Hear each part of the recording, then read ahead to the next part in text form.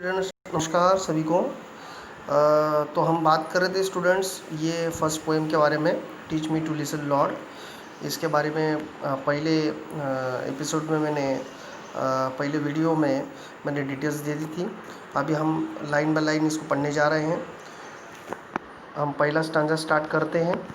Teach me to listen lord to those nearest me, my family, my friends, my coworkers. Help me to be aware that no matter what words I hear, the message is accept the person I am, listen to me. कवि यहाँ पे कह रहा है कि भगवान मुझे अच्छा सुनने वाला बनाए।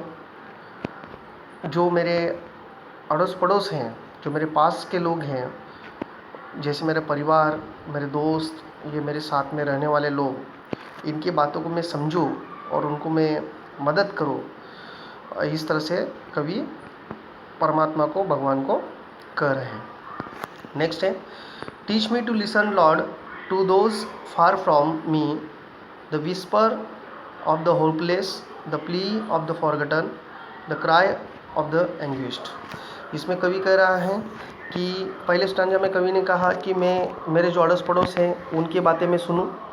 अभी कवि कह रहा है कि जो मुझसे दूर हैं उन लोगों की मैं बातें सुनूं। अभी दूर कौन है यहाँ पे? जो होपलेस लोग हैं, जिनको समाज से या लिटरेसी लेवल देखा जाए या जो तकलीफ़ों में हैं, ऐसे लोगों की मैं बातें सुनूं। जो लोग उनकी बातें हम मेरे पास में बता नहीं पाते, उन लोगों के पास जाके मैं उनकी बात सुनूं, ऐसा कवि कह रहा है। यहाँ पे एंग्विश जो शब्द है, इसका मतलब होता है कि people having severe pain, mental sufferings and unhappiness, जो लोग खुश नहीं हैं। उसके बाद में यहाँ पे प्ली शब्द का है। प्ली शब्द का एक अर्जेंट इमोशनल रिक्वेस्ट, जो मतलब दुखी हैं और वो विनती कर रहे हैं। और विस्पर का मतलब होता है कि धीरे, लो क्वाइट वाइज, मतलब धीमी आवाज़ में कुछ बात कहना। इस तरह से इनके ये स्टांजा में कुछ वोकेबलरी हैं, इसका मतलब ये होता है। उसके बाद में हम थर्ड स्टांजा की तरफ चलेंगे। कवि थर्ड स्टांजा में कह रहा है, teach me to listen lord to myself, help me to be less afraid, to trust the voice inside is the deepest part of me. कवि यहाँ पे कह रहा है कि भगवान मुझे खुद को खुद की सुनना सिखा दे जी। और ऐसी मतलब मेरे अंदर जो डीपेस्ट पार्ट ऑफ मी, मतलब मेरे अंदर जो आवाज़ है, अंदर की जो आवाज़ है, वो बिना किसी डर के अच्छी तरह से मैं सुनूं। और ये यहाँ पे कवि भगवान को प्रार्थना कर रहे हैं।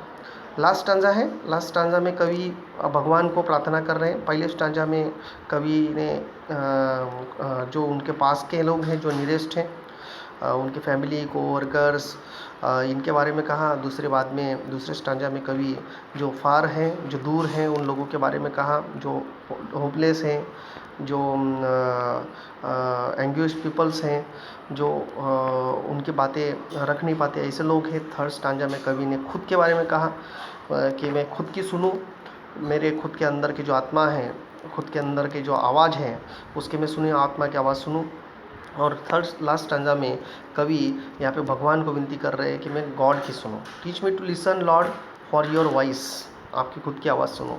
इन बिजीनेस एंड इन बोर्डम, जब मैं व्यस्त रहूँ या जब मैं परेशान रहूँ, in certainty and in doubt, कभी भी जब भी वक्त मिले, in noise and in silence, आवाज़ में या शांति में, कभी भी मैं आपकी बात सुनूं। इस तरह से यहाँ पे कवि कह रहा है। और ये 4 स्टांजा अलग अलग प्रकार से है। पहली स्टांजा आपको ध्यान में रखना है, कवि खुद से आपने नियरेस्ट लोगों के बारे में बात करी। सेकंड स्टांजा में कवि ने यहाँ पे जो फार हैं, जो दूर है, उनके बारे में बात कही।